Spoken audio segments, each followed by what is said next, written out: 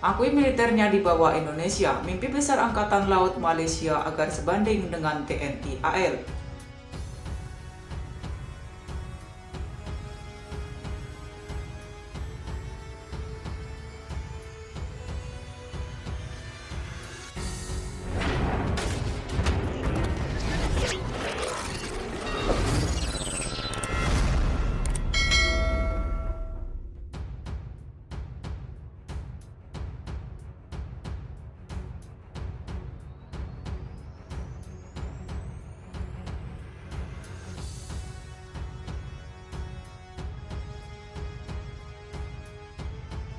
Soal kekuatan militer, Indonesia boleh dibilang jagonya di ASEAN. Kekuatan tempur militer Indonesia, khususnya TNI Angkatan Laut, diakui dunia internasional. Tak ada keraguan perihal kemampuan tempur dari Angkatan Laut Indonesia itu. Kekuatan tempur yang dimiliki TNI AL memang sangat luar biasa. Publik Cina juga ikut menyoroti kekuatan tempur yang dimiliki Angkatan Laut Indonesia.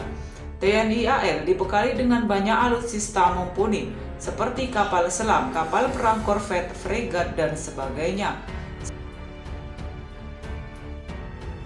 Saat ini Indonesia dibekali dengan 4 unit kapal selam yang masih aktif di TNI AL. Kapal selam kelas Cakra yang ada di TNI AL yakni tersisa 1 unit KRI Cakra 401. Dan untuk 3 unit kapal selam lain di TNI AL masuk dalam kelas Nagapasa. KRI Nagapasa 403, KRI Arda Dedali 404, dan KRI Alugoro 405 yang juga perkuat TNI AL. Selain itu, TNI AL juga diperkuat dengan berbagai kelas kapal perang seperti yang terkenal ada Ahmad Yani Class. Awalnya kelas Van Spek Angkatan Laut Belanda, dibangun pada 1963 sampai 68 dan dinonaktifkan dan dijual ke Indonesia pada 1986 sampai 89. 5 dalam layanan aktif dan 1 dinonaktifkan. Tulis zuanlan.zihu.com. 351 KRI Ahmad Yani selesai tahun 1967, dijual kembali ke Indonesia tahun 1986, masih aktif bertugas.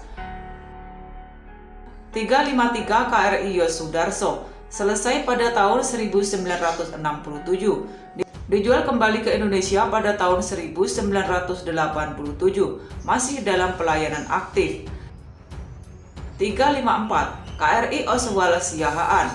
Oswal Siahaan selesai tahun 1967, dijual kembali ke Indonesia tahun 1986, aktif bertugas hari ini. 355 KRI Abdul Halim Perdana Kusuma. Abdul Halim Perdana Kusuma selesai tahun 1967, dijual kembali ke Indonesia pada tahun 1989, aktif bertugas hari ini.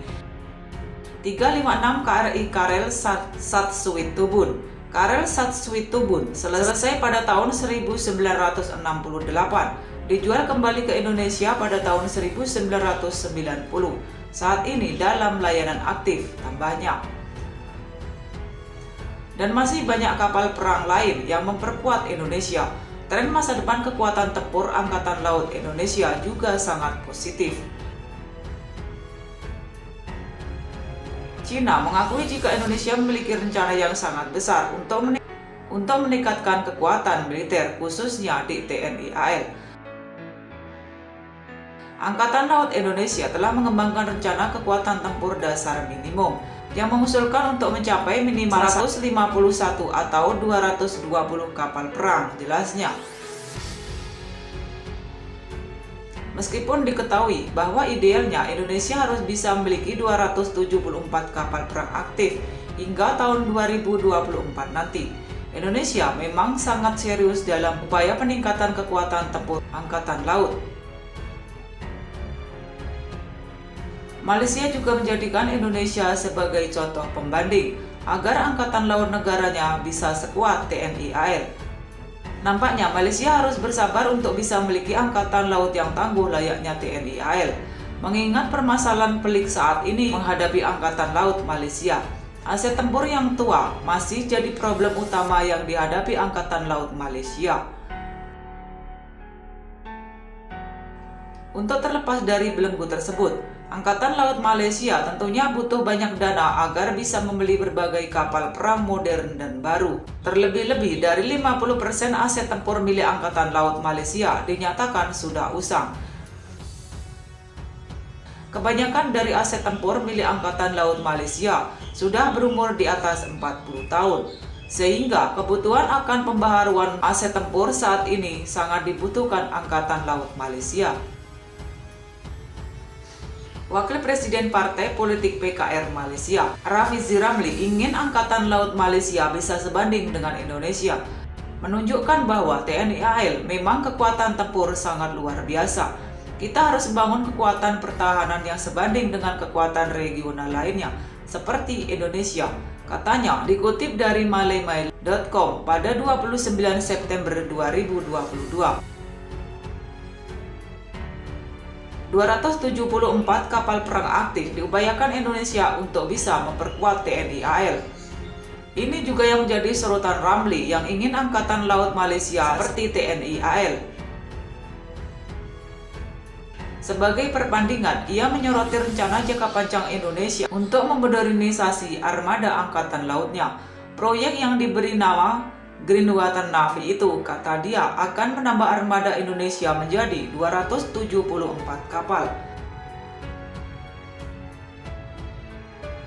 Sampai saat ini, TNI sudah memiliki 12 kapal tempur pesisir kelas celurit dan kelas Sampari, walau spesifikasinya berbeda. Namun, kelas tersebut dipandang sebagai kapal tempur pantai yang cocok untuk perairan Indonesia, kata Ramli. Apalagi, Indonesia saat ini tengah menunggu kapal perang lain yang siap memperkuat TNI AL.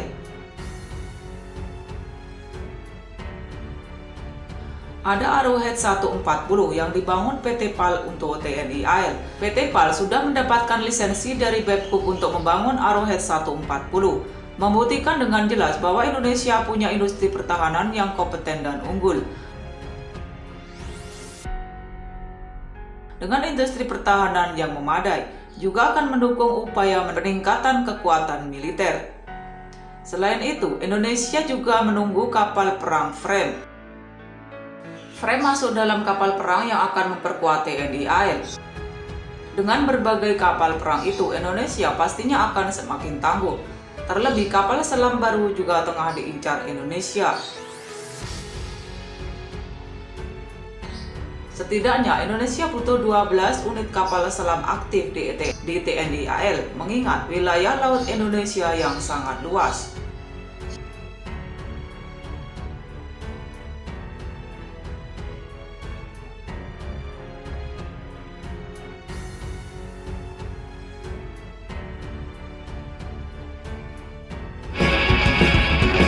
PLM ICA, serta ESN.